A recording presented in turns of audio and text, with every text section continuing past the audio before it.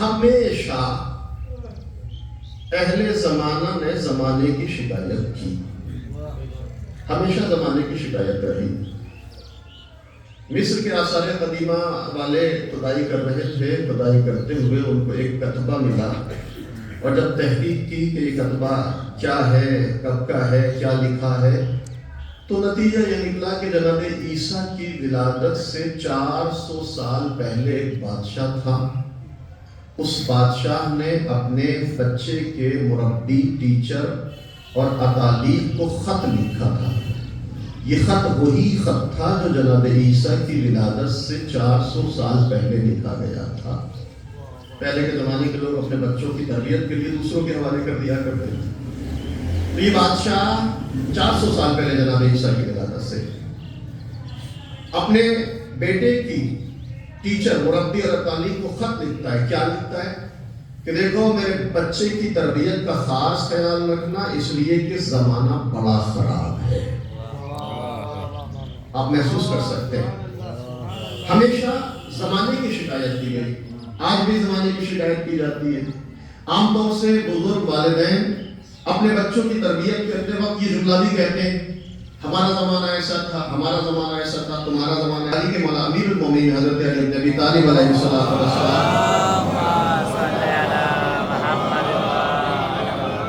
ارشاد فرماتے ہیں کہ ادبوا اولادکم بغیر زمانکم، مطلب کہتے ہیں دیکھو اپنے بچوں کی تربیت، خبردار اپنے بچوں کی تربیت اپنے زمانے کے اعتبار سے نہ کرنا۔ یہ نہ کہنا کہ ہمارا زمانہ ایسا تھا، آج کا زمانہ ایسا ہے، ہم ایسا کیا کرتے تھے، آج تم ایسے کیوں کرتے ہو۔ مطلب کہتے ہیں خبردار اپنے بچوں کی تربیت اپنے زمانے کے اعتبار سے نہ کرنا، اس لیے کہ تمہارے زمانے کی ضرورتیں کچھ اور تھیں، ان کے زمانوں کے تقاضے کچھ اور ہیں۔ صلوات بین محمد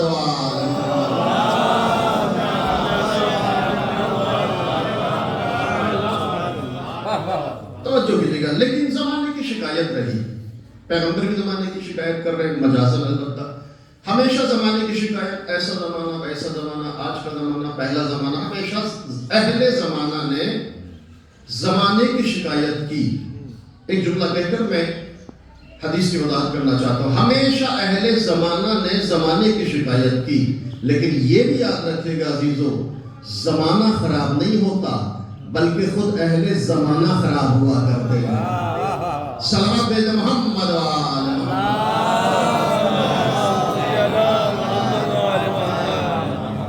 اب جو پیغمبر کہہ رہے کہ ایسا زمانہ آئے گا، تو یہ زمانے کی خرابی نہیں ہے بلکہ اہل زمانے کی خرابیوں کی طرف پیغمبر اشارہ کر رہے ہیں۔ کیا؟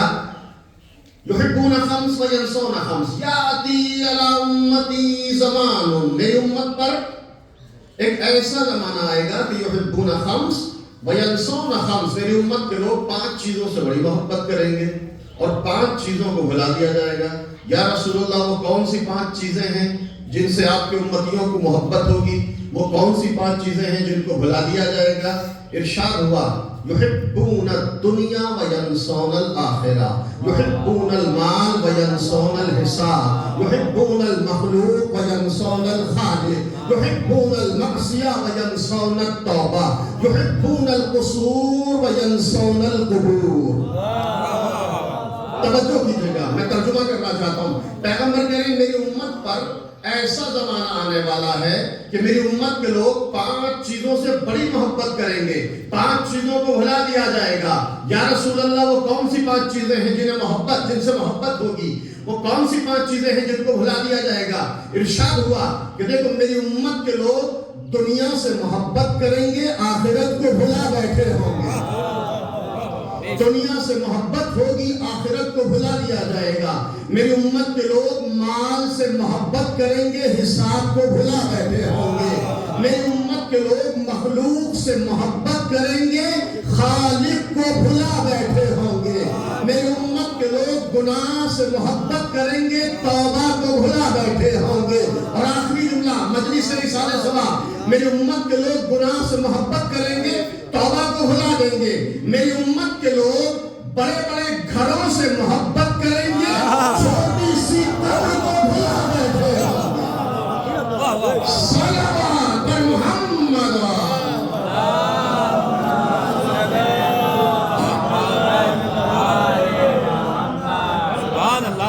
मिलजुल कर बुलंद आवाज में दुरूद भेजा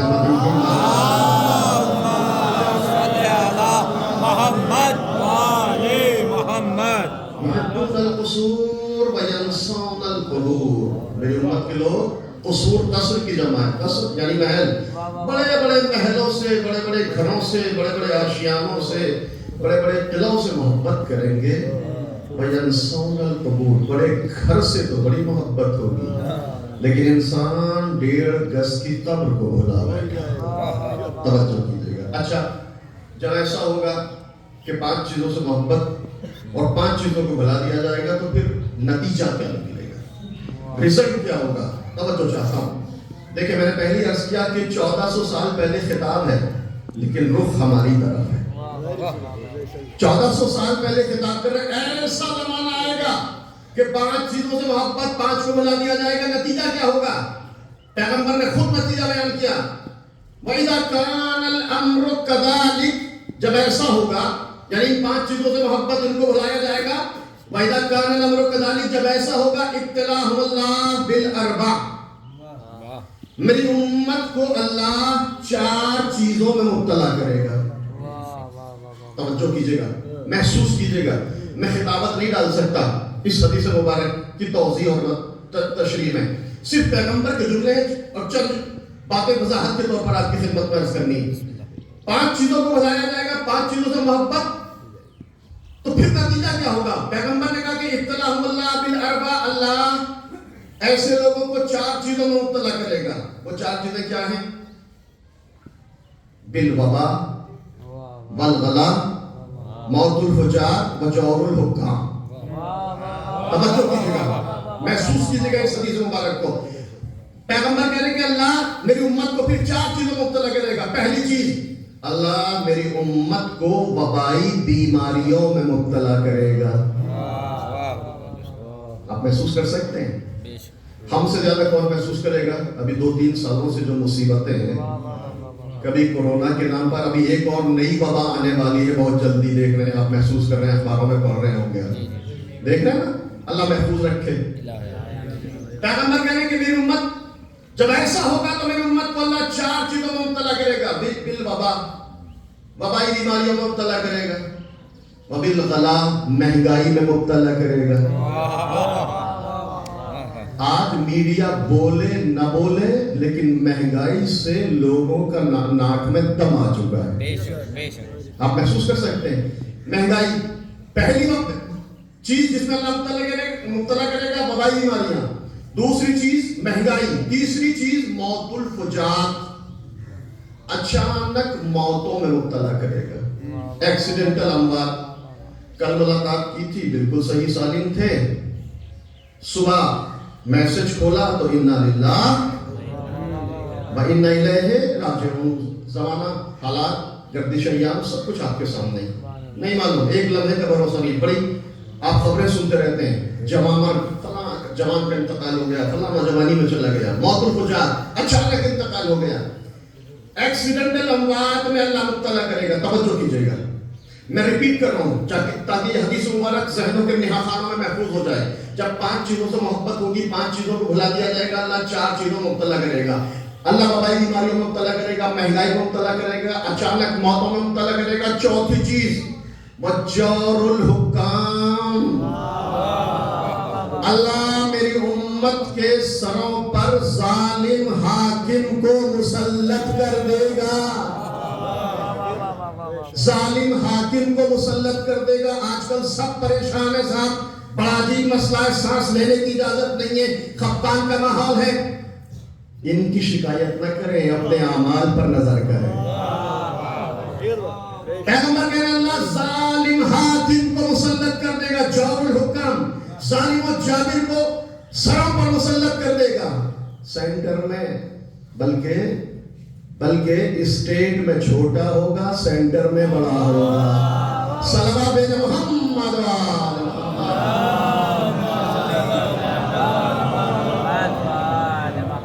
जब 5 चीजों से मोहब्बत होगी, 5 चीजों شروع ہوا تو پھر یہ نتیجہ یہ نکلے گا. اب آپ ذرا غور کیجیے گا. میں وضاحت تھوڑی سی علماء سے بڑی معذرت کے ساتھ چند جملے وضاحت کے کرنا چاہتا ہوں. 5 اللہ پیغمبر کرے میری امت کو ایسا زمانہ آنے والا ہے میری امت پر کہ یحبون خمس و ینسون خمس. میری امت کے لوگ 5 چیزوں سے محبت کریں گے, 5 کو بلائیں گے. پہلی چیز یحبون الدنیا و ینسون الآخرہ. میری امت کے لوگ دنیا سے بڑی محبت کریں گے لیکن آخرت کو بلا دیا جائے. اب آپ یہ لمحہ فکریہ ہے, سوال ہے میرا خود سے بھی اور آپ سے بھی, ہماری زندگی میں دنیا کتنی ہے اور آخرت کتنی؟ دنیا کے لیے کتنی بھاگ دوڑ ہے, دنیا کے لیے کتنا ہم غم ہے, اور کتنا ہم اپنی آخرت کو یاد کرتے ہیں. یاد قیامت کتنی ہے, یاد معاد, یاد آخرت, ذکر آخرت ہماری زندگی میں. اگر آخرت اور قیامت کی یاد ہے تو بس اس حد تک کہ اصول دین 5 ہیں اور 5ویں اصل قیامت. اس سے زیادہ بچپن سے میں تربیت کی, مکتب میں پڑھا دیا گیا اصول دین 5 اور 5ویں اصل قیامت. اس سے زیادہ بہت زیادہ ہماری پریکٹیکل لائف میں قیامت کی یاد بہت کم ہے. یہ ایک تلخ حقیقت ہے. لیکن دنیا کے لیے کتنی دنیا کے لیے انسان اس چیز کے پیچھے بھاگ رہا ہے جو کبھی ہاتھ نہیں آنے والی. یہ دنیا کبھی ہاتھ نہیں آنے والی. جتنا انسان اس دنیا کے پیچھے بھاگتا ہے دنیا اس سے فرار کیا. یہ روایات ہیں. دنیا کیا ہے, حقیقت دنیا کیا ہے؟ مولا امیر المومنین حضرت علی بن ابی طالب علیہ السلام, آپ مولا کے کلمات کو دیکھیں. خصوصاً نہج البلاغہ میں مولا نے دنیا کے سلسلے میں بڑے حسین کلمات ارشاد فرمائے. شہید مطہری نے کتاب لکھی ہے دنیا علی کی نظر میں. آپ دیکھیں انٹرنیٹ پر مختلف زبانوں میں ترجمہ ہوا ہے, سرچ کریں نوجوان. مولا نے جو کلمات دنیا کے سلسلے میں بیان کیے ہیں, بڑی وضاحت, خوبصورت وضاحتیں شہید مطہری نے اس میں کی ہیں, خصوصاً نہج البلاغہ کے کلمات. آپ دیکھیں دنیا کے لیے مولا کیا کہتے ہیں. الدنیا مزرعۃ الآخرہ, الدنیا مسجد الاولیاء, الدنیا مسجد الاتقیاء. اور دوسری طرف دوسرے لہجے کی بھی حدیثیں ہیں. اول کل ذنب الدنیا, فساد کل امر الدنیا. ہر برائی کی جڑ یہ دنیا ہے, ہر فساد کی ابتدا یہ دنیا ہے. آپ دیکھیں دنیا کی بڑی مذمت, میں مذمت دنیا کی جو حدیث ہے وہ آپ کی خدمت میں بیان نہیں کرنا چاہتا ہوں, ایک مسئلے کی طرف اشارہ کرنا چاہتا ہوں. دنیا کی بڑی مذمت کی گئی, بے پناہ روایات میں دنیا کی مذمت کی گئی. لیکن صرف مذمت ہی نہیں کی گئی ہے, روایات میں دنیا کی تعریف بھی کی گئی. الدنیا متجر الآخرہ, دنیا تجارت گاہ ہے آخرت کی, دنیا آخرت کی تجارت گاہ ہے. الدنیا مسجد الاتقیاء, دنیا صاحبان تقوی کی مسجد ہے. الدنیا مزرعۃ الآخرہ, دنیا آخرت کی کھیتی ہے. بعض جگہ دنیا کی مذمت ہے, بعض جگہ دنیا کی تعریف ہے. وجہ کیا ہے؟ مذمت بھی کی جا رہی ہے, تعریف بھی بیان کی جا رہی ہے. بس ایک جملے میں وضاحت کرنا چاہتا ہوں, ایک سب بات مجھے محمد و آل محمد.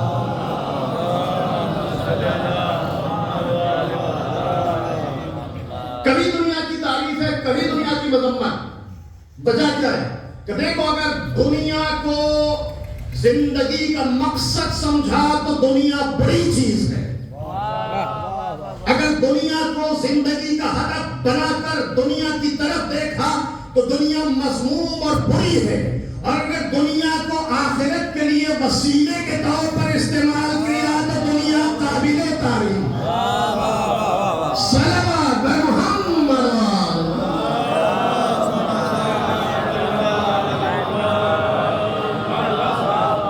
دنیا مقصد نہیں ہے, دنیا ہدف نہیں ہے. اگر آپ دنیا کو وسیلے کے طور پر, یہ وسیلہ ہے یہاں سے وہاں تک پہنچانے, اس دنیا سے اس عالم تک لے جانے کا.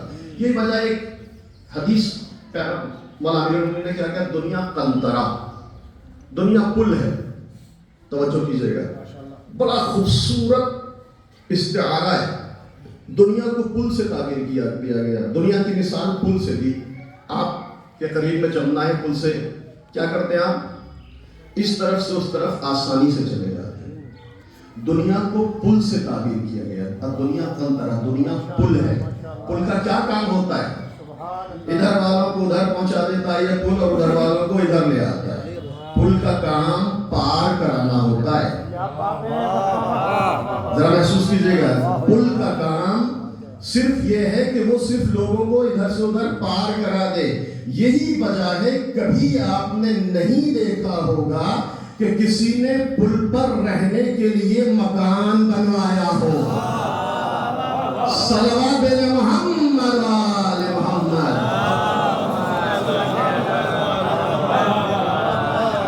یہ دنیا رہنے کی جگہ نہیں ہے, یہ تو دنیا گزرگاہ ہے. بس یہاں سے وہاں تک جانا ہے. توجہ کیجئے گا, دنیا ہے کیا, دنیا کی حقیقت کیا ہے. دنیا انسان الجھ جاتا ہے کہ بھی تعریف بھی ہو رہی ہے, روایات میں مذمت بھی ہو رہی ہے, بات واضح نہیں ہو پا رہی ہے. دنیا کو سمجھیں کیسے, دنیا کی حقیقت کو جانیں کیسے. دنیا کیا ہے, کسے کہتے ہیں دنیا؟ اگر ہم سے کوئی دنیا کی تعریف کرے تو ہم کیا کہیں گے؟ بھئی ہم سے پوچھا دنیا کیا ہے تو ہم کہیں گے مال, دولت, زر و جواہرات, زمین, جائیداد, پوست, مقام, حیثیت, رتبہ, انہی ساری چیزوں کو ہم دنیا کہتے ہیں. اور اس کے مقابلے میں ہمارے سماج میں کیا ہے؟ دین. دین کی تعریف اگر ہم سے پوچھی جائے تو ہم دین کو کیا کہتے ہیں؟ مسجد, امام باڑہ, مکتب, مدرسہ, محراب, منبر, فرش ازا, امامہ, عبا, قبا, ٹوپی, شیروانی, انہی چیزوں کو ہم دین سے تعریف کرتے ہیں. جہاں یہ دین یعنی یہ ساری چیزیں ہمارے ذہن میں آ جاتی ہیں. مسجد, امام باڑہ, امامہ, عبا, قبا, محراب, منبر. دنیا یعنی مال, دولت, بینک بیلنس, گاڑی, زمین, جائیداد, زر و جواہرات, یہ ساری چیزیں ہمارے ذہن میں دنیا سے یہ ساری چیزیں آتی ہیں. لیکن کیا واقعی یہ دین ہے اور وہ دنیا ہے؟ ایک شخص چھٹے امام محمد جعفر صادق علیہ السلام,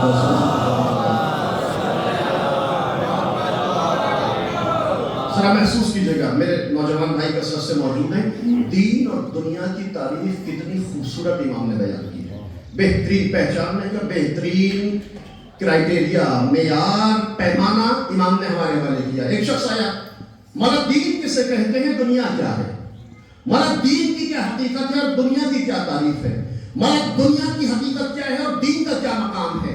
امام نے یہ نہیں کہا ہے کہ زمین, جائیداد, بینک بیلنس, زر و جواہرات, پوست, مقام, حیثیت, رتبہ یہ دنیا ہے, اور مسجد, امام باڑہ, محراب, منبر, امامہ, عبا, قبا, ٹوپی, شیروانی, مکتب, مدرسہ یہ دین ہے. مولا پھر دنیا کیا ہے اور دین کیا ہے؟ توجہ کیجئے گا, مولا نے یہ نہیں کہا کہ زر و جواہرات, مال و دولت دنیا ہے, مسجد, امام باڑہ, مدرسہ یہ دین ہے. مولا پھر دین کیا ہے اور دنیا کیا ہے؟ ایک عجیب جملہ مولا نے ارشاد فرمایا کہ دیکھو یاد رکھنا, ہر وہ چیز جو تم کو خدا سے دور کر دے وہ دنیا ہے.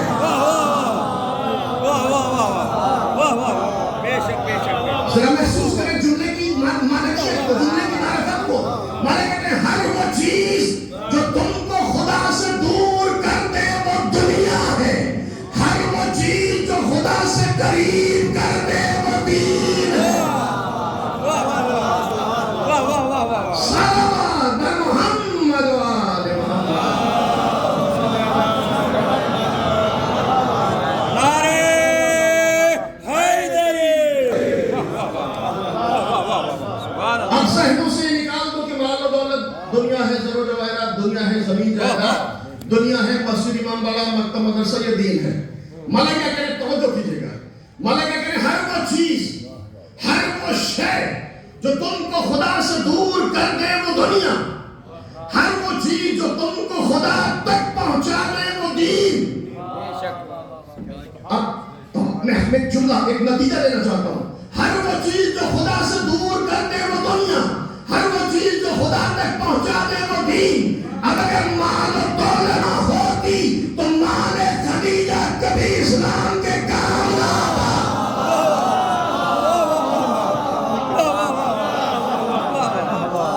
ہر وہ چیز جو خدا سے دور کر دے وہ دنیا, ہر وہ چیز جو خدا تک پہنچا دے وہ دین. اگر مال و دولت خدا تک پہنچا دے تو یہ دین ہے, محراب و منبر خدا سے دور کر دے تو دنیا ہے.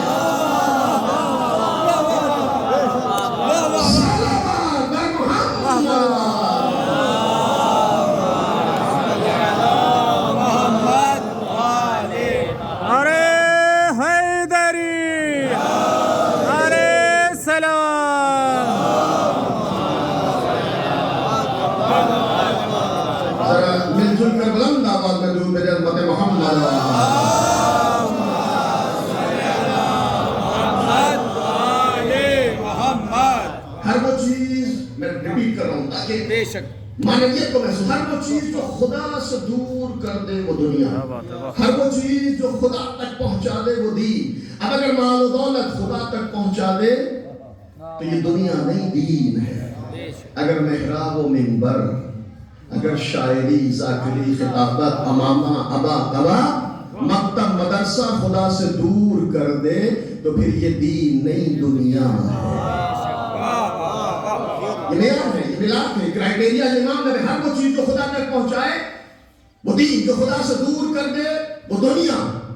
اگر مال و دولت دنیا ہوتی تو کبھی خدیجہ ملکۃ العرب نہ کہلائی جاتی. اور اگر ہر مسجد دین ہوتی تو نبی مدینے میں مسجد ضرار کو ڈھانے کا حکم نہ دیتے. صلوات محمد.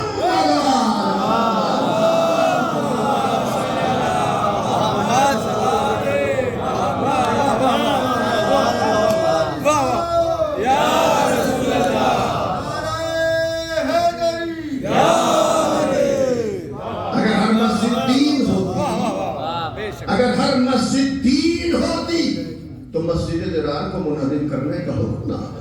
آپ جانتے ہیں تاریخ پر آپ کی نظر ہے، مسجد ضرار کو پیغمبر نے گٹھا دیا جائے. اگر ہمارے زمانہ کا کوئی جذباتی مسلمان ہوتا، یا رسول اللہ مسجد ہے اس کو ڈھانے کا حکم دے رہے ہیں، اللہ کا گھر ہے، نمازیں پڑھی جاتی ہیں، ذکر خدا ہوتا ہے، آپ اس کو ڈھانے کا حکم دے رہے ہیں. اجب نہیں. پیغمبر جواب دیں کہ جہاں بنام عبادت، جس مقام پر بنام عبادت منافقانہ سیاست کی جائے اس کو مسجد نہیں کہا جا سکتا. صلوات محمد و آل محمد.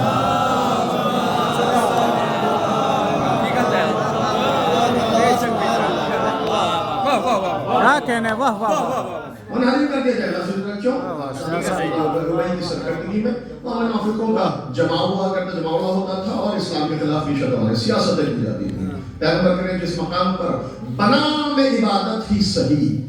اب آپ میں نے جملہ تاکیداً اس لیے کہا ہے کہ ہم بھی کبھی کبھی بنام عزاداری، بنام مجلس، بنام انجمن، نہ جانے کیسی کیسی سیاستوں کے شکار ہوتے چلے جاتے. ضرورت اس بات کی ہے کہ دیکھیں یہ انجمن آپ کو خدا تک پہنچا رہی ہے یا خدا سے دور کر رہی ہے. ایک صلوات بین محمد و آل محمد.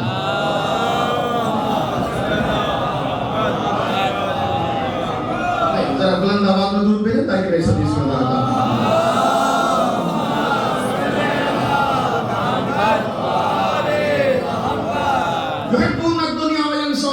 پیغمبر کہہ رہے ہیں ایسا زمانہ آنے والا ہے کہ میری امت کے لوگ دنیا سے محبت کریں گے اور آخرت کو بھلا رکھیں گے. دنیا کی تعریف بالکل واضح چھٹے ماننے رہے. ہر وہ چیز جو خدا سے دور کرے وہ دنیا ہے. مال و دولت دنیا نہیں، ہر مال ہر دولت دنیا نہیں ہے. وہ چیز جو خدا سے دور کرے. اچھا دنیا سے تو محبت، آخرت کو انسان بنا دے گا. اب آپ پھر آئے، خطابت نہیں ڈالوں گا. کتنا ہماری پریکٹیکل لائف میں یاد قیامت ہے، ذکر قیامت ہماری زندگیوں میں کتنا ہے. اصول دین 5 اصل قیامت اور قصہ ختم. اس کے بعد بہت زیادہ ہم نے کبھی کوشش نہیں کی جاننے کی کہ حقیقت قیامت کیا ہے، آثار قیامت کیا ہے، دلائل قیامت کیا ہے، اسباب قیامت کیا ہے. بہت زیادہ ہمارے مزاج سے یہ چیز بہت زیادہ میل بھی نہیں کھاتی. اگر مسجد میں کبھی کوئی قیامت، مجلس میں کبھی کوئی قیامت کا واقعہ پڑھتے ہیں تو نیند آنے لگتی ہے. خیبر سننے والے قیامت کی طرف جلدی جانے کے لیے تیار نہیں ہوتے. صلی اللہ علیہ محمد و آل محمد.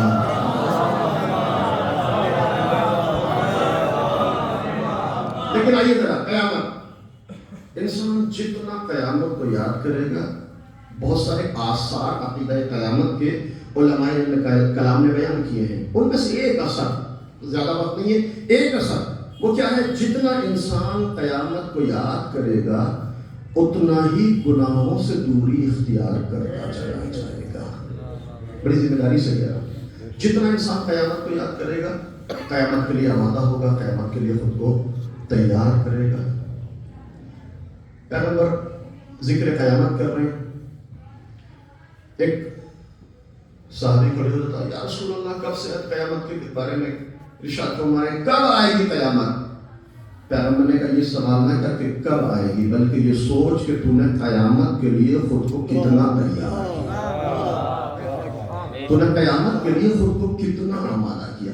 انسان جتنا یاد قیامت کرے گا، جتنا ذکر معاد، ذکر آخرت اور یاد قیامت، اتنا ہی گناہوں سے دوری اختیار کرتا چلا جائے گا۔ بالکل ایسے ہی میں مثال دیتا ہوں، بچے اسٹوڈنٹ ہیں، اگر آپ ان سے کہتے ہیں بھائی آپ صرف پڑھیے لکھیے، کوئی ایگزام نہیں، کوئی ٹیسٹ نہیں، کوئی یونٹ ٹیسٹ نہیں، کوئی چھمائی نہیں، کوئی سالانہ نہیں، کچھ نہیں، آپ کا کوئی امتحان اور ایگزام نہیں، انصاف سے بتائیں کہ ہمارے سماج کے چھوٹے بچے جو اسکول میں جاتے ہیں کتنا پڑھیں گے، کتنی محنت کریں گے اگر امتحان نہ لیا جائے؟ اور اگر کہیں نہیں صاحب ویکلی ٹیسٹ بھی ہے، منتھلی ٹیسٹ بھی ہے، یونٹ ٹیسٹ بھی ہے، اور اس کے بعد آج کے نیا جو ماڈرن ایجوکیشن سسٹم ہے اس میں نہ جانے کتنے ٹیسٹ، جب کہا جائے مسلسل ٹیسٹ ہے تو بچہ ہر دن خود کو اس ایگزام کے لیے آمادہ کرتا ہے، تیار کرتا ہے، کہیں ایسا نہ ہو نمبر کم آ جائے، کہیں ایسا نہ ہو کہ میں فیل ہو جاؤں۔ بچے کی زندگی میں جو ایگزام کا کردار ہے وہی انسان کی زندگی میں قیامت کا کردار ہوگا۔ ایک صلوات بین محمد و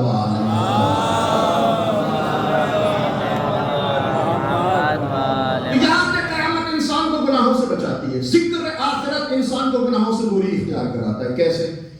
مدینے میں ایک یہودی ہے، اس کی انگوٹھی گم ہو گئی، ایک مسلمان کو ملی، مسلمان نے انگوٹھی ہاتھ میں لی، تلاش کرنا شروع کیا کہ بھئی کس کی انگوٹھی ہے۔ 3 دن تک یہ مسلمان اس انگوٹھی کے مالک کو تلاش کرتا رہا۔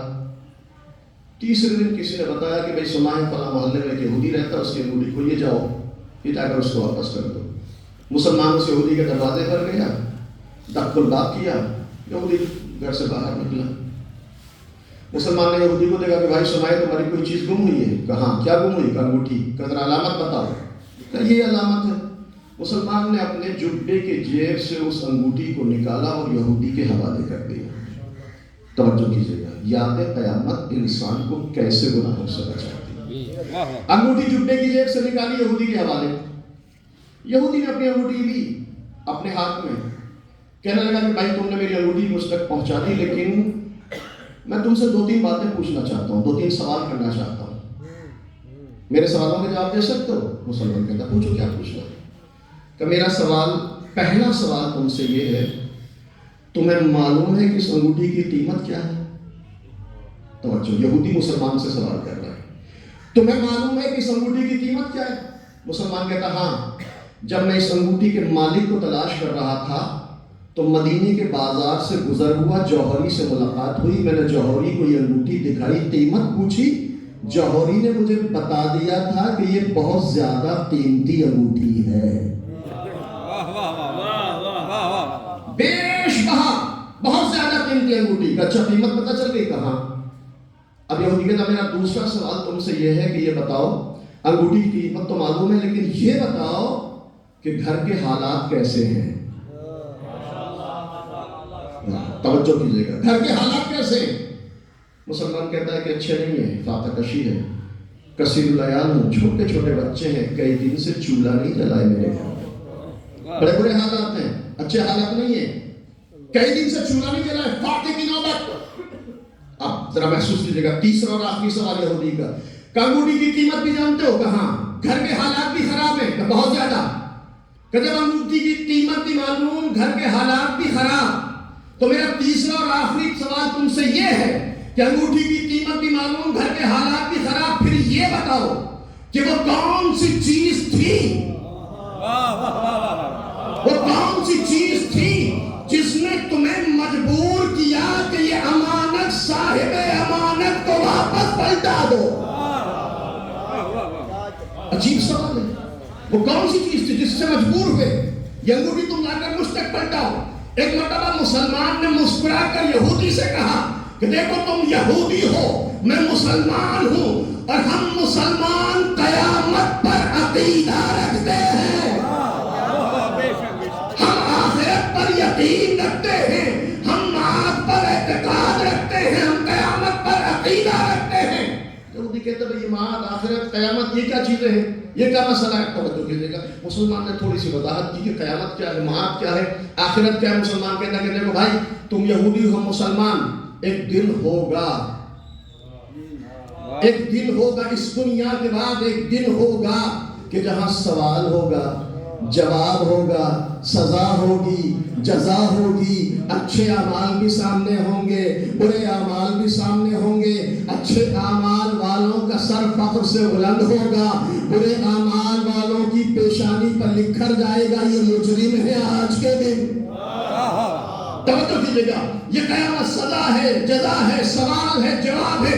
اس کے بعد یہ مسلمان کہتے ہیں کہ دیکھو دیکھو قیامت کے دن سارے انبیاء اپنی امتیوں کے ساتھ کھڑے ہوں گے. تمہارے نبی موسیٰ بھی اپنی امت کے ساتھ ہوں گے, ہمارے آخری نبی بھی اپنی امت کے ساتھ ہوں گے.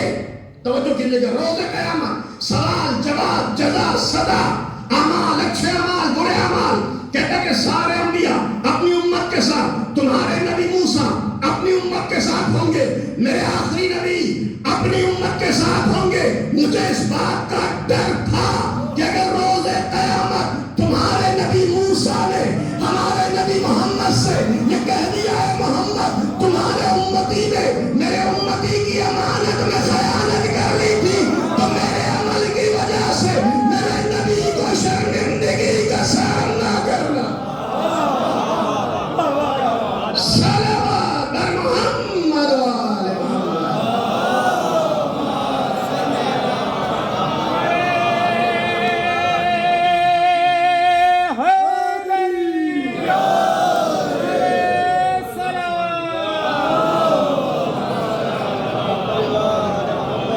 بلند ترین صلوات بر محمد محمد و آل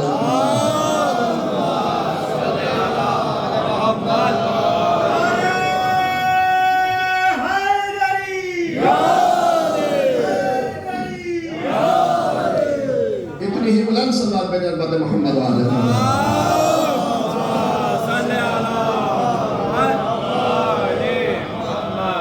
محبون خمس وینسون خمس. میرے امت پر ایسا زمانہ کہ میری امت کے لوگ دنیا سے محبت کریں گے, آخرت کو بھلا بیٹھے ہیں. یاد قیامت, ذکر آخرت, جتنا انسان قیامت کو یاد کرتا چلا جائے گا اتنا ہی گناہوں سے دوری اختیار کرتا چلا جائے گا. میں حدیث کی وضاحت مجھے کرنی ہے ورنہ گفتگو آگے بڑھائی جا سکتی تھی. پہلی چیز, دنیا سے محبت, آخرت کو بھلا دیا جائے گا. پیغمبر کہتے ہیں میری امت پر ایسا زمانہ آئے گا کہ 5 چیزوں سے محبت, 5 کو بھلا دیا جائے گا. دوسری چیز بڑی عجیب چیز ہے, یحبون المال وینسون الحساب. میری امت کے لوگ مال سے بڑی محبت کریں گے, دولت سے بڑا پیار ہوگا. میری امت کے لوگ مال سے محبت کریں گے, حساب کو بھلا بیٹھے ہوں گے. عجیب جملہ ہے. ہم سب کو مال سے محبت ہے, کوئی کہے یا نہ کہے, بہرحال مال سے تو سب کو محبت ہے. لیکن مال کی محبت کے ساتھ انسان کو حساب کا بھی خیال رکھنا چاہیے کہ جو بھی مال آیا ہے اس کا حساب دینا ہے. البتہ یاد رکھیے گا, ہر مال کا حساب نہیں لینا ہے. بڑی ذمہ داری سے کہہ رہا ہوں, ہر مال کا حساب نہیں ہے. مولا امیر المومنین حضرت علی بن ابی طالب علیہ السلام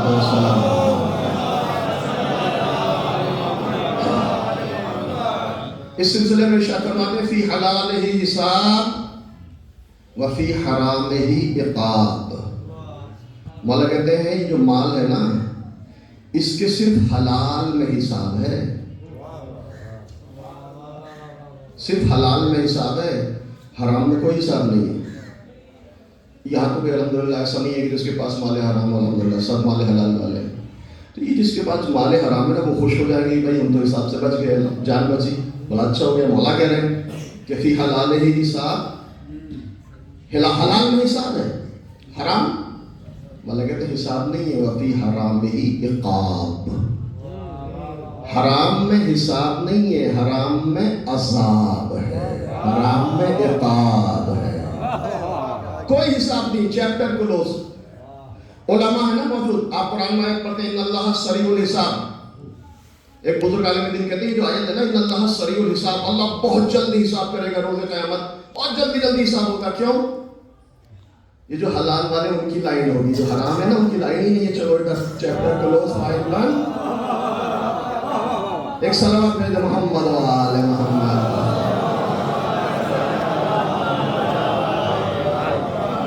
اچھا یہ بھی جو سریع الحساب کا گیا اس سے بھی پتہ چل رہا ہے کہ حلال والوں کی تعداد شاید کم ہو, لہذا جلدی حساب ہو کمال.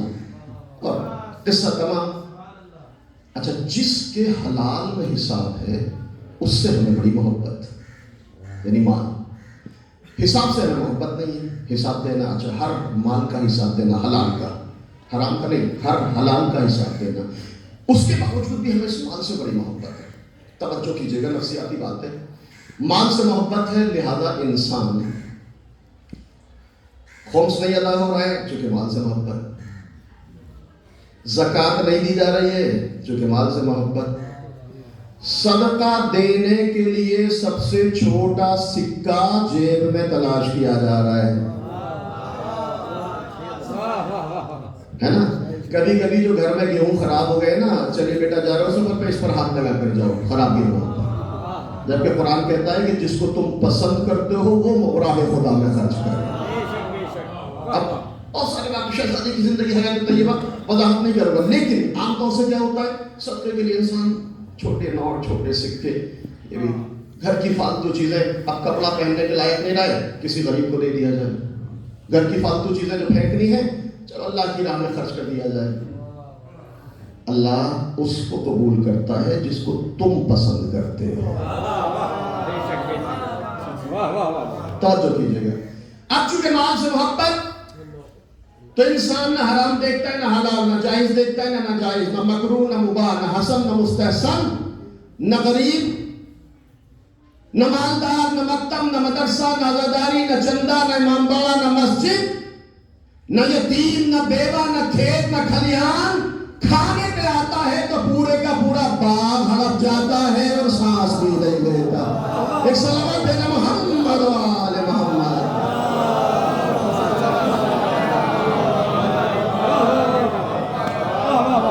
چونکہ مال سے محبت ہے.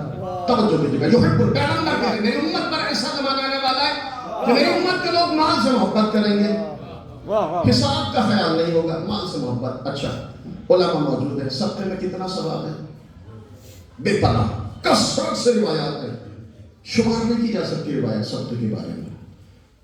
اتنا ہی زیادہ ثواب روایت کہتی ہے کہ صدقے کا پیسہ سائل کے ہاتھ میں ہاتھ پر بعد میں پہنچتا ہے, اللہ کے ہاتھ پر پہلے پہنچتا ہے. صدقے کے اتنے ثواب ہیں. ایک درہم 70 بلاؤں کو دور کر رہا ہے, 1000 بیماریوں کو, مرگ مفاجات کو, نہ جانے کیا کیا. چھوٹا سا صدقہ راہ خدا میں دیا, کتنے فوائد دنیاوی اور اخروی. بہت کثرت سے آپ صدقے کے بارے میں آپ فضائل اور روایات سنتے رہتے ہیں, لیکن بڑی ذمہ داری سے کہہ رہا ہوں, توجہ کیجیے گا.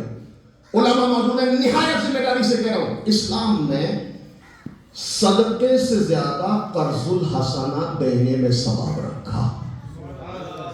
شاید آپ تعجب کریں, صدقے سے زیادہ قرض دینے میں ثواب رکھا.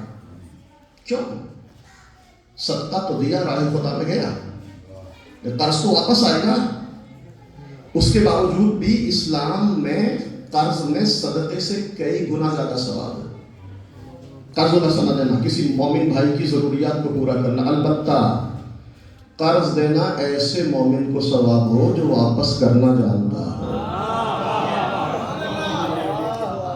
ایسے لوگوں کو قرض دینا مکروہ ہے جو بغیر ضرورت کے ادھار مانگتے اور واپس نہیں کرتے. صلوات بھیجو محمد و آل محمد.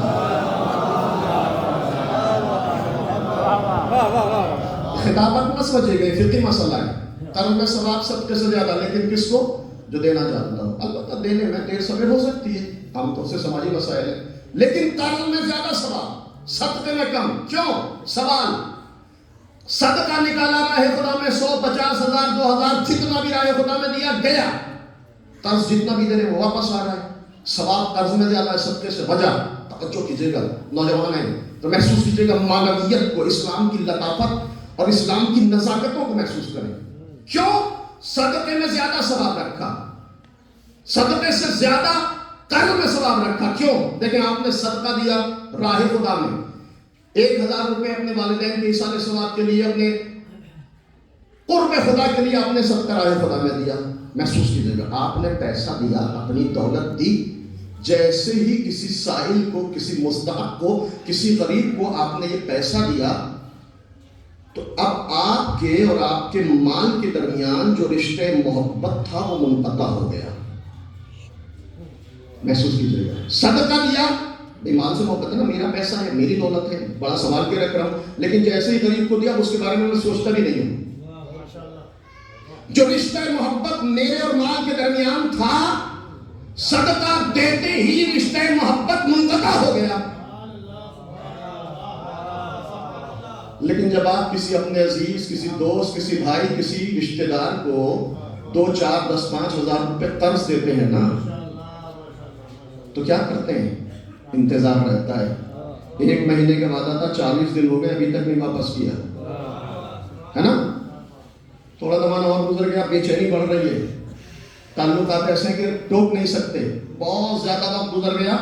اب ظاہر ہے ہمیں بھی ضرورت ہے کہ بھائی کافی دن ہو گئے, ذرا دیکھ لیجئے. مجبور ہے بیچارہ, نہیں ہے اس کے پاس انتظام نہیں ہو سکے, بھائی کچھ دن کی مہلت اور دے دیجئے, انشاءاللہ واپس پلٹا دوں گا. یہی ہوتا ہے نا عام طور سے. کیا ہوا؟ جب صدقہ دیا تھا تو رشتے محبت آپ کے اور آپ کے مال کے درمیان جو وہ منقطع ہو گیا. لیکن جب قرض دیا نا, تو یہ رشتے محبت ابھی باقی ہے. آپ کو اپنے مال کا انتظار رہتا ہے کہ کب واپس آئے گا.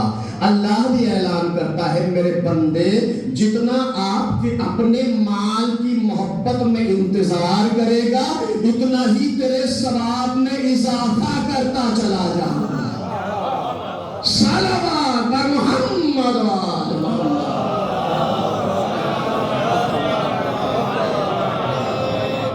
کیا کہہ رہا ہے؟ یحبون المال وینسون الحساب. چونکہ مال سے محبت نہیں ہے, لہذا مسائل سماج میں ماجر ہو رہے ہیں. مال سے محبت, حساب سے محبت نہیں ہے. حساب کے بارے میں انسان کو فکر نہیں ہے. ذرا غور کیجیے گا, چونکہ یہ سماجی مسائل ہیں, تھوڑا سا وقت لینا چاہ رہا ہوں. 4 طریقوں سے انسان مال حاصل کرتا ہے. محسوس کیجیے گا. نعوذ باللہ, حرام سے کمایا اور حرام میں خرچ کر دیا. کہاں حساب ہے, کہاں نہیں. 4 طریقے سے مال حاصل کرتا ہے, کہاں حساب ہے, کہاں نہیں. حرام سے کمایا, حرام میں خرچ کر دیا. خدا نخواستہ رشوت لی, شراب پی لی, کوئی حساب نہیں. فی حرام ہی عقاب, اس کا کوئی حساب نہیں. Chapter close. پہلا طریقہ انسان کا حرام سے کماتا ہے, حرام میں خرچ کر دیتا ہے, کوئی حساب نہیں ہے. دوسرا طریقہ حلال سے کماتا ہے, حرام میں خرچ کر دیتا ہے. مثالیں بہت ہیں, وقت میں نہیں دوں گا. حلال جائز طریقے سے کمایا, ناجائز طریقے سے خرچ کر دیا, کوئی حساب نہیں. تیسرا طریقہ, انسان حلال سے کماتا ہے, حلال میں خرچ کرتا ہے. فی حلال ہی حساب. یہ وہ طریقہ ہے جس میں حساب رکھا گیا ہے. اب بتاؤ کہاں سے لائے, کہاں خرچ کیا. تیسرے طریقے میں حساب ہے. حلال سے کماتا ہے, حلال میں خرچ کر دیتا ہے. میں نے جان بوجھ کر ترتیب بدلی ہے. چوتھا طریقہ عام طور سے ہمارے سماج میں بہت زیادہ رائج ہو رہا ہے. وہ کیا ہے؟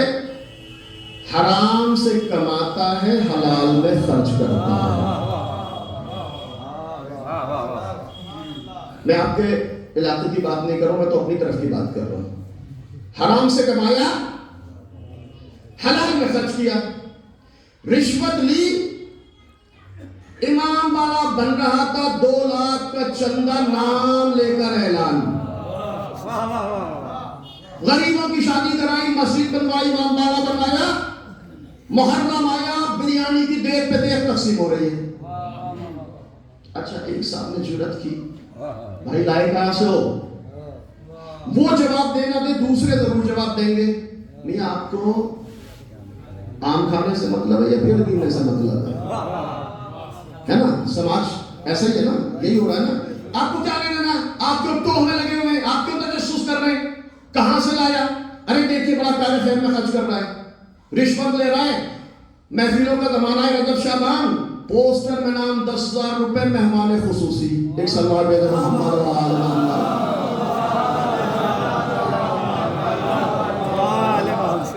تو بلند آواز میں درود بھیجیں خدمت محمد۔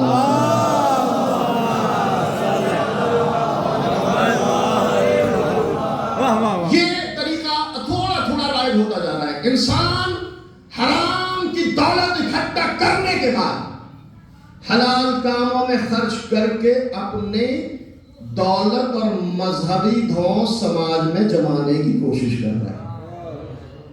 یہ ایک سماجی بیماری بڑھتی چلی جا رہی ہے، ضرورت ہے اس بات پر توجہ کرنے کی۔ دولت کی دھوس بھی جما رہا ہے، اپنا مذہبی اقتدار بھی، بھائی میں یہ کام کر دیا، میں نے ایسا کر دیا، مکتب، مدرسہ، عزاداری، چندہ، مسجد، امام باڑا، بھائی اتنی غریب کی شادی سبزی آئی تو کمبل تقسیم کر دیا، بھنڈارا چل رہا ہے، کھانا کھلایا جا رہا ہے، گھروں پر ہنگامہ صاحب، بڑی مذہبی چہل پہل نظر آ رہی ہے۔ لائے کہاں سے ہو؟ آیا کہاں سے؟ نہیں کہا یہ سوال نہ کرو۔ اچھا چلیے آپ کو کیا لینا دینا، دیکھ رہا ہوں کتنے اچھے کاموں میں خرچ کر رہے ہیں، کار خیر میں ہماری دولت خرچ ہو رہی ہے۔ اچھا یہ اپنے کاموں کی تعبیریں اور توجیہیں بھی تلاش کر لیتے ہیں، دلیلیں بھی کر لیتے ہیں، اپنے لیے بہانے تلاش کرتے ہیں۔ یہ مسئلہ آپ کا نہیں ہے، بہت پرانا، چھٹے امام میں جعفر صادق علیہ السلام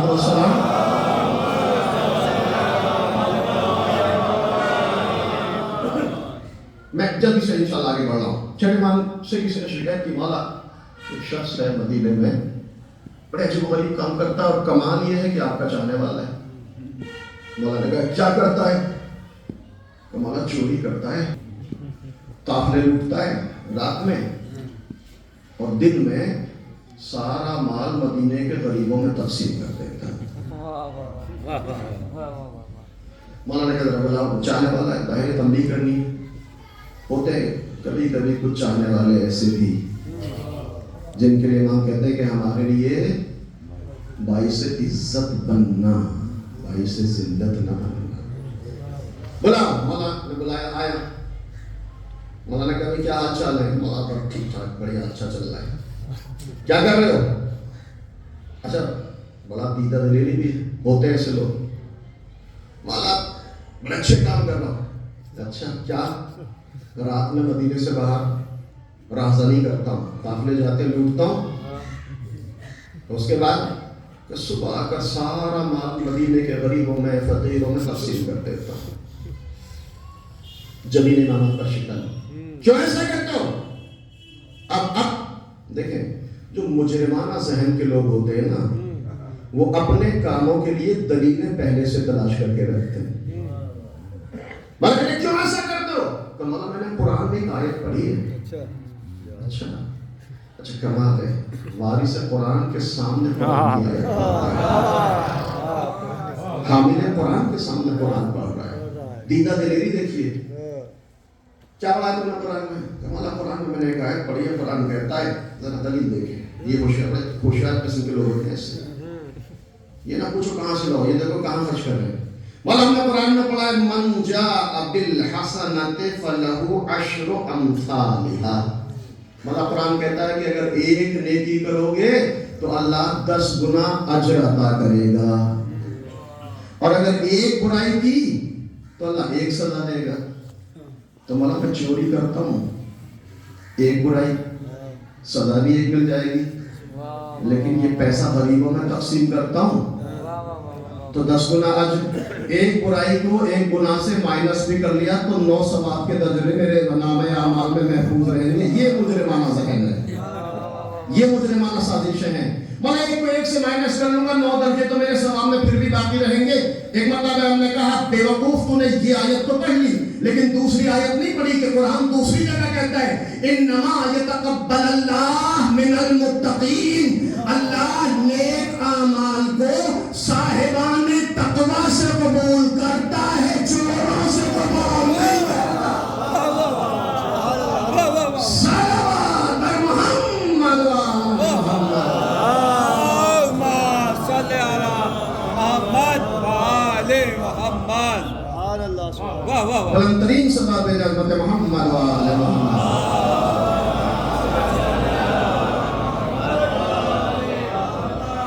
اگر یہ بلند صلوات ہے تو آپ آہستہ سے پڑھتے آئیے صلوات۔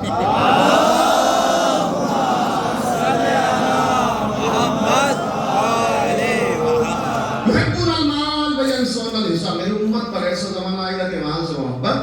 حساب کو بلا. 5 چیزوں سے محبت 5 کو بلا دیا جائے گا. دنیا سے محبت آخرت کو بلا دیا جائے گا. مال سے محبت حساب کو بلا دیا جائے گا. وقت محدود ہے, وضاحت نہیں کی جا سکتی. تیسرا جملہ پیغمبر کہتے ہیں ایسا زمانہ میری امت پر آنے والا ہے کہ یحبون المخلوق وینسون الخالق. میری امت کے لوگ مخلوق سے محبت کریں گے, خالق کو بھلا بیٹھے. ہر کسی سے محبت ہے, بیٹے سے, باپ سے, بہن سے, بھائی سے, عزیزوں سے, رشتہ داروں سے, دوستوں سے, سب سے محبت. لیکن انسان اس کو بھلا دیتا ہے جس نے ان سب کو خلقت وجود عطا کیا. اللہ کی محبت, سب سے پہلے اللہ کی محبت. یہ بھی یاد رکھنا, خدا یہ بھی کہتا میرے بندے مجھ سے محبت کر, مجھے یاد کر تو میں بھی تجھے یاد کروں گا. فاذکرونی اذکرکم. میرے بندے تم مجھے یاد کر, میں تجھے یاد کروں گا. لیکن میرے بندے اگر تو نے مجھے بھلا دیا تو میں بھی تجھے ایسا بھلاؤں گا, ایسا بھلاؤں گا کہ ادھر دنیا سے جائے گا 1 سال کے بعد تیری قبر کا نشان تیرے بچوں کو بھی پتا نہیں ہوگا کہ کہاں دفن ہوئے تھے. دیکھا ہوگا آپ نے بہت سارے ایسے لوگ ہیں ادھر گئے, قصہ ختم, چیپٹر کلوز, کوئی یاد نہیں ہے. ادھر خدا کہتا میرے بندے اذکرونی فاذکرکم. میرے بندے میرا ذکر کر, میں تیرا ذکر کروں گا. ورفعنا لک ذکرک. اگر تو نے میرا ذکر کیا میں تیرے ذکر کو بلندی عطا کرتا چلا جاؤں گا. تو جتنا مجھے یاد کرے گا میں اتنا تجھے یاد کروں گا. اگر تو نے میرا ذکر کیا تو 14 صدیاں بیت جائیں گی, تیرا ذکر ہر لمحے پر مزید ہوتا چلا جائے گا. ایک صلوات بھیجو محمد وآل محمد.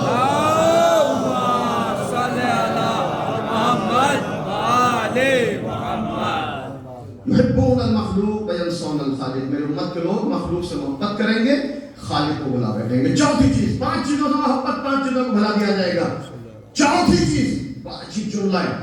پیغمبر کہتے ہیں میری امت کے لوگ یحبون المعصیہ وینسون التوبہ.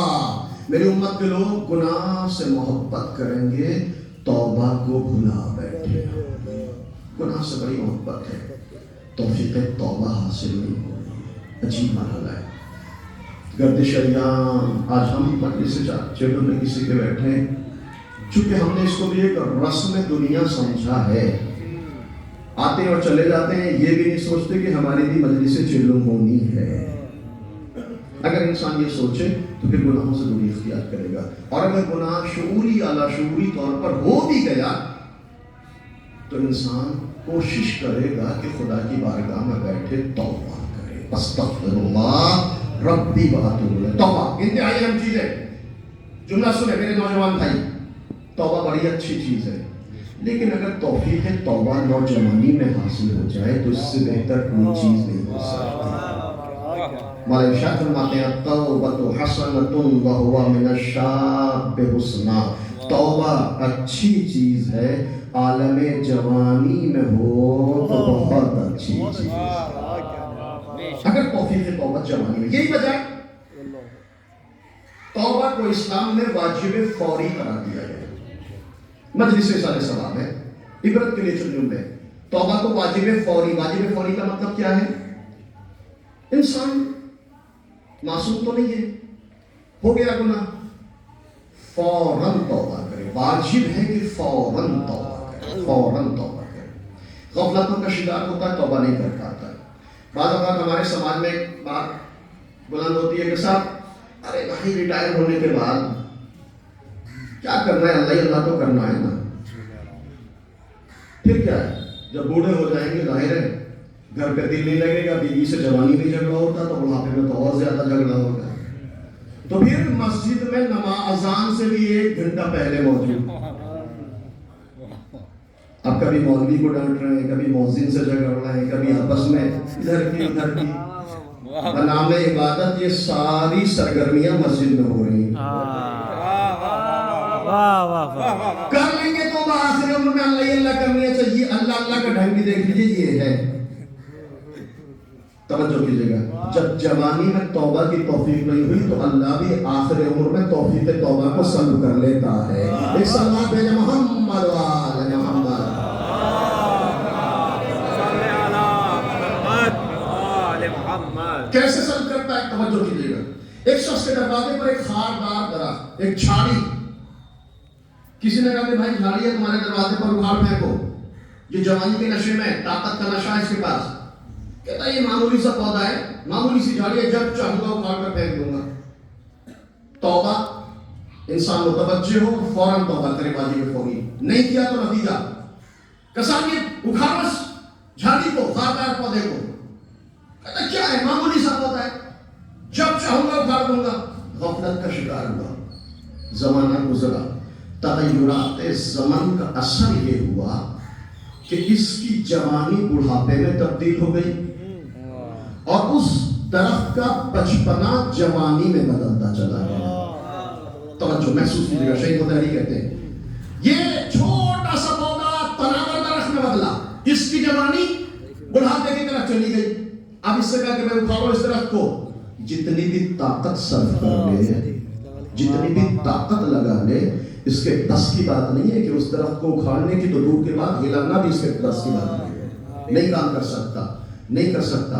پس عزیزو، جو یہ مثال تقریب ذہن کے لیے دی گئی ہے، اگر انسان غفلتوں کا شکار ہو، فوراً توبہ نہ کرے تو گناہوں کا درخت طاقتور ہوتا چلا جاتا ہے اور توبہ کی توفیق ختم ہوتی چلی جاتی ہے. لہذا فوراً توبہ کرنا چاہیے. پیغمبر کہتے ہیں ایسا زمانہ آئے گا کہ میری امت کے لوگ گناہوں سے محبت کریں گے، توبہ کو بلا بیٹھے. ایک طرف گناہ ہے، دوسری طرف توبہ ہے. نتیجہ کیا ہوتا ہے؟ گنہگار کیا بنتا ہے، توبہ کرنے والا کیا بنتا ہے. ایک طرف گناہ، دوسری طرف توبہ. جو گناہ کرتا ہے، گناہ پر گناہ کرتا ہے، گناہ کی تکرار کرتا ہے، گناہ پر اصرار کرتا ہے تو حرملہ بن جاتا ہے. اور اگر نکلا سے توبہ کی قیدی سے گناہوں کے جال کو کاٹ کر آگے نکلتا ہے تو حر بن جایا کرتا ہے. صلوات بر محمد وآل محمد.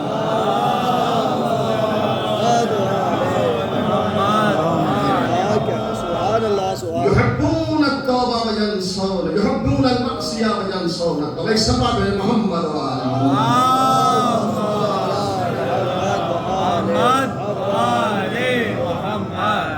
میری امت کے لوگ 5 چیزوں سے محبت کریں گے، 5 کو بھلا بیٹھے ہوں گے. توبہ سے محبت نہیں ہوگی، گناہ کی طرف رغبت ہوگا. توجہ، آخری جملہ مجلس ایصال ثواب. 5 چیزوں سے محبت، 5 کو بھلا دیا جائے گا. آخری جملہ، میری امت کے لوگ یحبون القصور وینسون القبور. میری امت کے لوگ بڑے بڑے گھروں سے محبت کریں گے، چھوٹی سی قبر کو بھلا دیں گے. بڑا ہمارا اگر ایسا ہو، چھوٹا ہے تو بڑا ہو جائے، بڑا ہے تو اور بڑا ہو جائے. وضاحت نہیں کروں گا. محسوسات ہیں، مشاہدات ہیں انسان کے. جو حالات، ہمارے جو حالات ہیں، ہمارے پیش نظر. بڑے گھروں سے محبت، چھوٹی سی قبر کو بھول جاتا ہے. انسان قبر کو بھول جائے لیکن قبر کبھی صاحب قبر کو نہیں بھولتی. القبر ینادی کل یوم بخمس کلمات.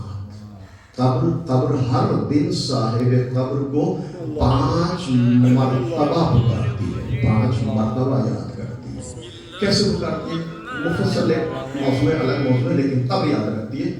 انسان قبر کو بھول جاتا ہے، بڑے بڑے گھروں سے محبت ہوتی ہے چونکہ مجلس ایصال ثواب ہے. اچھا، انسان گھر بنانے کے لیے کیا کرتا ہے؟ تقدر کرتا ہے، کماتا ہے، پیسہ جمع کرتا ہے.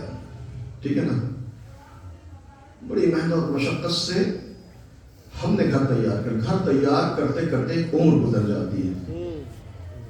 جتنے لاکھ روپے لگائے اتنے سال شاید جینا بھی اس گھر میں نصیب نہ ہو انسان. لیکن میں کوشش ہے کہ بڑا گھر بن جائے. بڑی جناب صالح قبرستان سے گزر رہے ہیں. آخری بات کہہ کے جلدی سے آگے بڑھنا ہوں. یا قبرستان سے گزر رہے ہیں، دیکھا کہ ایک قبر کے کنارے ایک ضعیفہ زار قطار ہو رہی ہے، بلند آواز میں داڑھیں باندھ کر رہی ہے. قریب آئے. ہر نبی رحمت کا مجسمہ ہوتا ہے، رحمت کا پیکر. جناب صالح قریب آئے، دلاسا دیا، تسلی دی، غصہ دیا.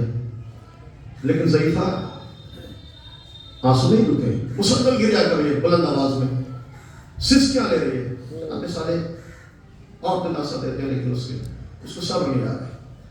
جناب صاحب نے ایک سوال کیا ضعیفہ سے کہ بتا کہ تیرا اس صاحب قبر سے رشتہ کیا ہے, اتنا بے قرار کیوں ہے, اتنا بے چین کیوں اتنا رو رہی ہے؟ کہتے ہیں یا نبی اللہ میرا بیٹا ہے. توجہ کیجیے گا عزیزاں, یا نبی اللہ میرا بیٹا.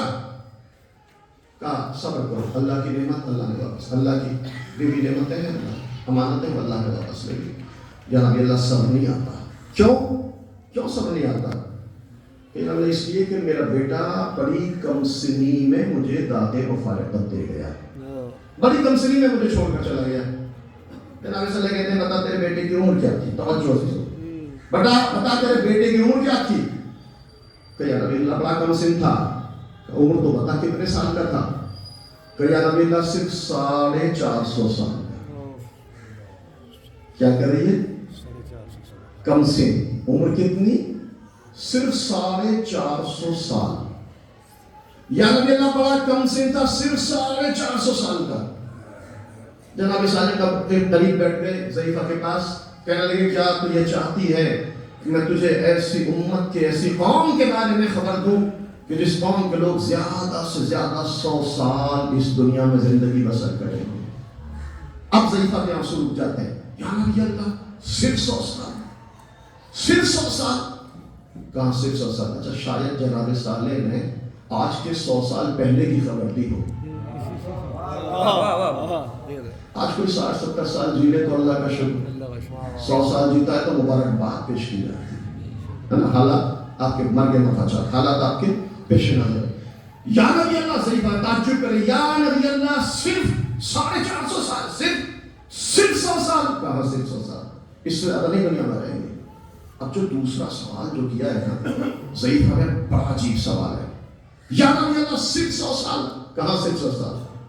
تو میرا بچہ تو کم سنی میں صرف 450 سال, کہیں صرف 100 سال جائیں گے. کہ یا نبی اللہ, یا نبی اللہ صرف 100 سال. کہاں صرف 100 سال؟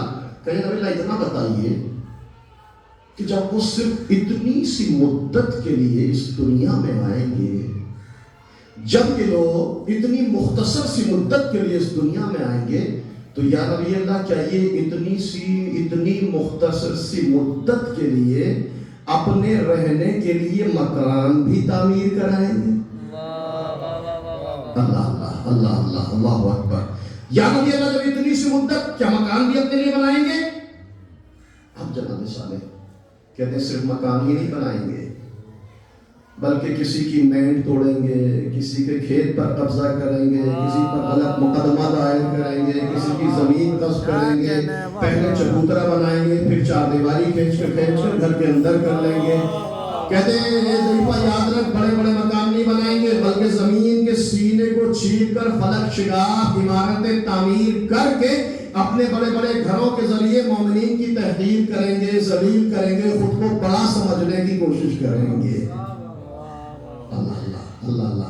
یا نبی اللہ گھر بھی بنائیں گے, غریب بڑے بڑے گھر بنائیں گے, اپنے بڑے گھروں کے ذریعے فخر و مباحات کریں گے. اب جو تیسرا جملہ کیا ہے وہ عجیب جملہ ہے. کہتے ہیں یا نبی اللہ, یا نبی اللہ بڑے احمق اور بے وقوف ہوں گے یہ لوگ جو اتنی سی مدت کے لیے دنیا میں آئیں گے اور اتنے بڑے بڑے مکان تعمیر کرائیں گے. یا نبی اللہ اگر میں اس زمانے میں ہوتی تو اتنی سی مدت تسبیح الہی میں بسر کر دیتا. ایک صلوات بھیجے محمد آل محمد.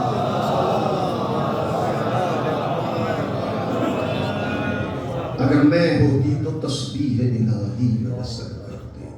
آپ ذرا محسوس کیجئے, مجلس سال ثواب ہے, میں مساجد کی طرف آ رہا ہوں, انسان تگ و دو کر رہا ہے, بڑے بڑے مکان, بڑے بڑے گھر, کتنی ایج, کتنی عمر, اس کے لیے اتنی تگ و دو. اگر اس زندگی کا بھی تھوڑا سا تجزیہ کریں تو 15, 16, 17 سال کی عمر تک تو لاشعوری کی زندگی ہے, پتہ نہیں ہے کہ کس دنیا میں. اس کے بعد تھوڑا سا شروع ہوا, 40 سال کے ہو گئے, شادی بیاہ کے مسائل, 40 سال کے دیکھتے ہی دیکھتے ہو گیا. 40 سال کے بعد پھر وہی ڈاؤن فال, پھر وہی زوال, پھر وہی بڑھاپا. 60-70 سال تک انا للہ و انا الیہ راجعون, قصہ ختم. یہ زندگی کی حقیقت ہے.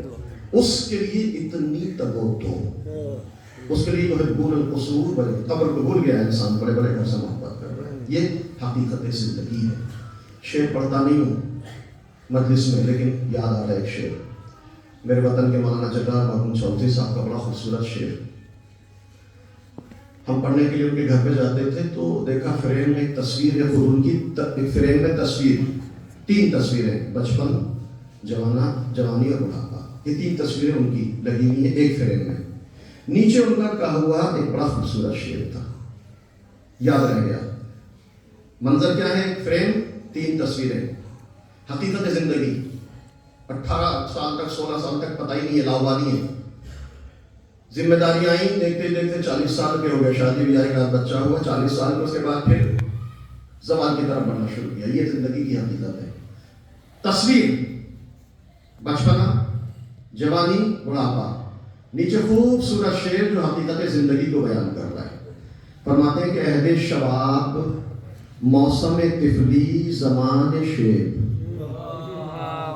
شباب جوانی، طفلی بچپنا، شیب بڑھاپا. حقیقت زندگی 3 تصویریں ہیں، بچپنا، جوانی، بڑھاپا. نیچے شعر، عہد شباب، حقیقت زندگی. عہد شباب، موسم طفلی، زمان شیب. یہ مختصر حیات بھی قسطوں میں بٹ گئی. ایک صلوات بھیجے محمد وآل محمد.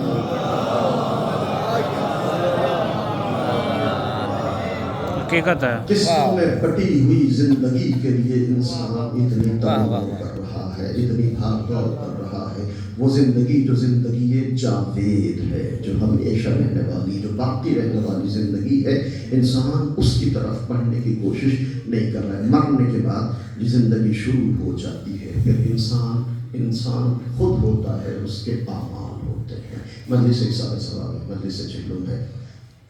یہاں مرحوم کے ورثاء پسماندگان بیٹھے ہیں. آپ سب ان کو پرسہ دینے کے لیے جمع ہو.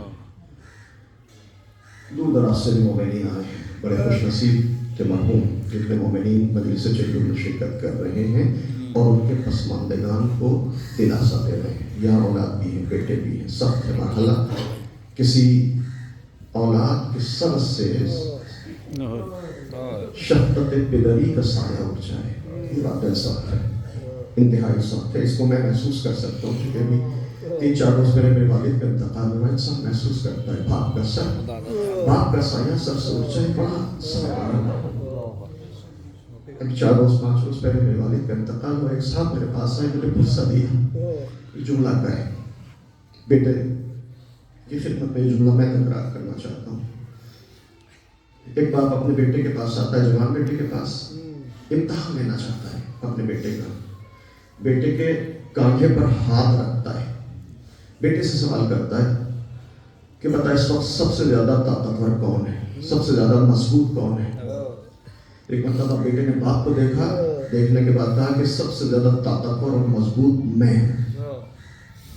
باپ تعجب کرتا ہے کہ میرے ہوتے ہوئے خود کو مضبوط کہہ رہا ہے. باپ کو مضبوط نہیں کہہ رہا ہے، بیٹا خود کو مضبوط اور طاقتور کہہ رہا ہے. تھوڑی دیر کے بعد باپ نے پھر سوال کیا، بتا سب سے زیادہ طاقتور کون ہے. بیٹا پھر کہتا ہے کہ سب سے زیادہ طاقتور میں. باپ کو ناگوارے خاطر گزارتا ہے، کاندھے سے ہاتھ ہٹایا، باہر جانے لگتا ہے. دروازے پر پہنچ کر ایک مرتبہ رکتا ہے، پھر متوجہ ہوتا ہے کہ شاید یہ اپنی غلطی کی طرف اب متوجہ ہو گیا ہو. پلٹ کر پھر پوچھتا ہے بیٹے سے کہ بتا سب سے زیادہ طاقتور کون ہے. اب بیٹا جواب دیتا ہے کہ سب سے زیادہ طاقتور آپ ہیں. بیٹا باپ سے کہتا ہے سب سے زیادہ طاقتور آپ ہیں. باپ کہتا ابھی تک تو نے 2 مرتبہ یہ جواب دیا کہ میں طاقتور ہوں، اب کہہ رہا ہے کہ آپ طاقتور ہیں. پھر اپنی بات کو کیوں بدلا؟ تو تھوڑی دیر پہلے تک آپ کا ہاتھ میرے کندھے پر رکھا ہوا تھا.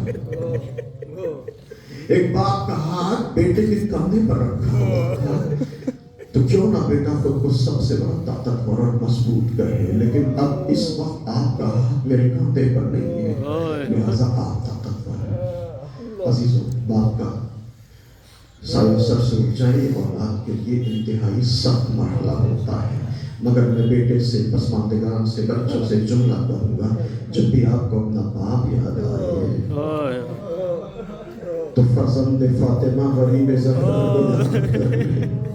اس لیے کہ جنازہ آپ کے باپ کا بڑی شان سے اٹھا.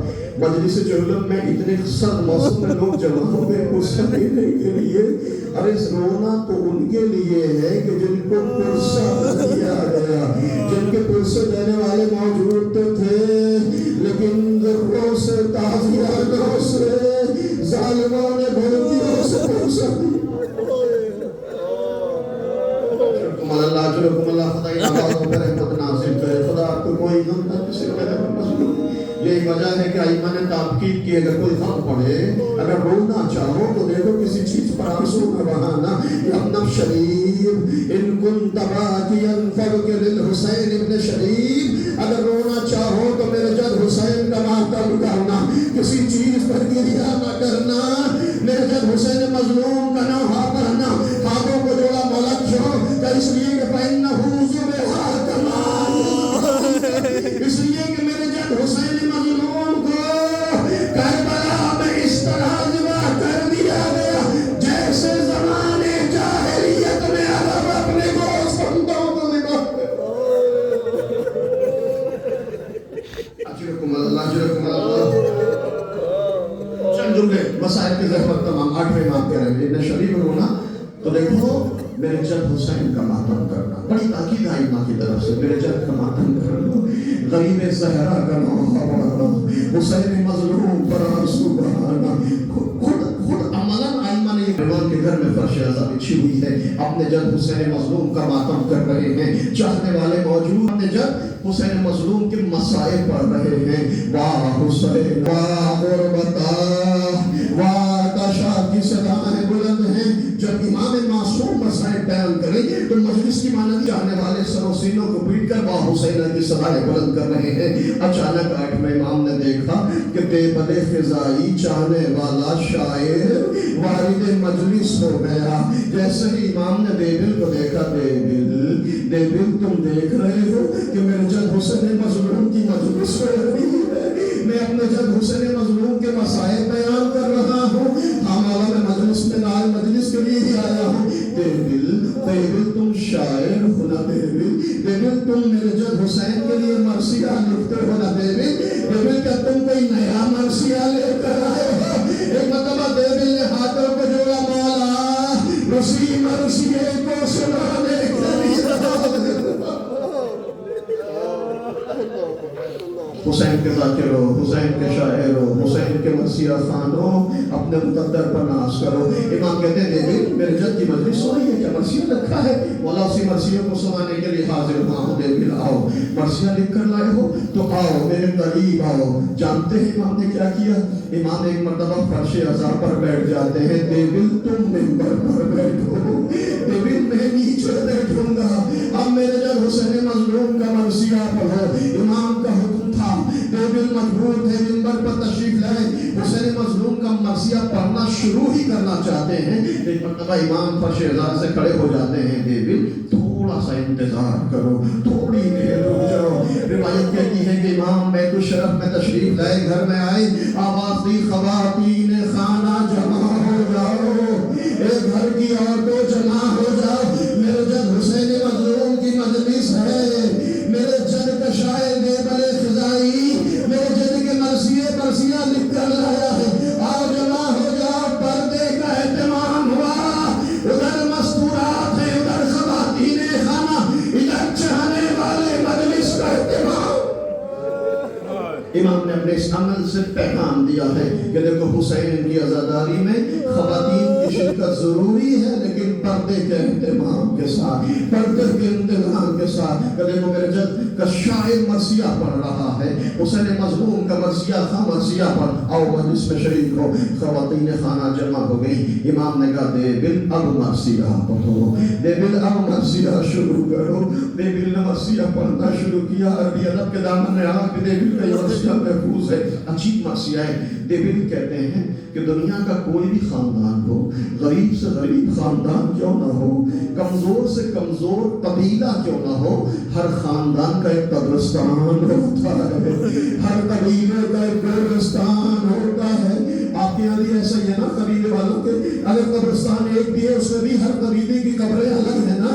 ہر خاندان کا ایک قبرستان, ہر قبیلے کا ایک گورستان. بیبل کہتے ہیں دنیا کا کوئی بھی خاندان کمزور سے کمزور, غریب سے غریب خاندان کیوں نہ ہو, اس کا ایک قبرستان ہوتا ہے, اس کا ایک گورستان ہوتا ہے, جہاں مرنے والے کو اس کے آبائی قبرستان میں دفن کر دیا جاتا ہے. لیکن بیبل کہتے ہیں سلام ہو اہل بیت کی مظلومیت پر, ارے جن کا کوئی قبرستان نہیں, کوئی مدینے میں دفن ہے, کوئی بقیع میں دفن ہے, کوئی نجف میں دفن ہے, کوئی کربلا میں دفن ہے, کوئی کاظمین میں دفن ہے. اجرکم اللہ اجرکم اللہ آخری جملے رحمت تمام. ہر قبیلے کا قبرستان ہوتا نا ہے نا. اگر کوئی پردیس میں بھی مر جائے تو وصیت کر دیتا ہے مجھ کو میرے آبائی قبرستان میں دفن کرنا, مجھے میری ماں کے برابر میں دفن کرنا, مجھے میرے باپ کے پہلو میں دفن کرنا, مجھے میرے وطن میں میرے جنازے کو لے کر آنا. بیبل کہتے ہیں اہل بیت کی مظلومیت پر سلام, جن کا کوئی قبرستان نہیں, کوئی مدینے میں, کوئی نجف میں, کوئی کربلا میں, کوئی کاظم میں. عزیزانو جیسے ہی بیبل نے یہ شعر پڑھا کہ کوئی کاظمین میں دفن ہے, روایت کہتی ہے کہ ایک مرتبہ امام رضا پھر کھڑے ہو گئے. اے بیبل تم نے یہاں تک کہا کہ کوئی کاظمین میں دفن ہے, لیکن میرے کہنے سے اپنے مرثیے میں شعر کا اضافہ کر لو, بولا کیا اضافہ کروں کہ اس کے بعد کہو کہ کوئی عالم غربت میں وطن سے دور مشرق کی وادیوں میں جا کے دفن ہوتے ہو. لیکن شعر کا اضافہ کرو تو دوس میں جا کے دفن ہو گیا. بیبل نے ہاتھوں کو جوڑا, مولا آپ کے در کا شاعر ہوں, مولا آپ کے در کا غلام ہوں, مولا مجھے نہیں معلوم آپ کے خاندان کی کون سی فرد مشہد میں جا کے دفن ہوئی, کون سی فرد دوس میں جا کے دفن ہوئی. ایک مرتبہ امام نے سر کو جھکایا, بڑی حسرت سے کہا کچھ دن کے بعد سنو گے تمہارا یہ مظلوم امام, تمہارا یہ غریب امام وطن سے دور عالم غربت میں جا کے دفن ہو گیا. اجرکم اللہ اجرکم اللہ. بیبل کچھ دن کے بعد سنو گے تمہارا یہ مظلوم امام مشہد میں جا کے دفن ہو گیا. بیبل کو حکم تھا, بیبل مجبور تھے, شعر کا اضافہ ہوا. کوئی مدینے میں ہے, کوئی بقیع میں, کوئی نجف میں, کوئی کربلا میں, کوئی کاظمین میں, کوئی عالم غربت میں مشہد میں جا کے دفن ہو گیا. اللہ تعالیٰ جیسے ہی بیبل نے یہ شعر پڑھا اچانک پردہ ہٹا, ایک کنیز سامنے آ گئی. خدا کے لیے بیبل مرثیہ بند کر دو, اس لیے کہ جب سے تم نے یہ شعر پڑھا امام رضا کی معصوم ہے کو سینے پہ ہاتھ مار کر دے ہو.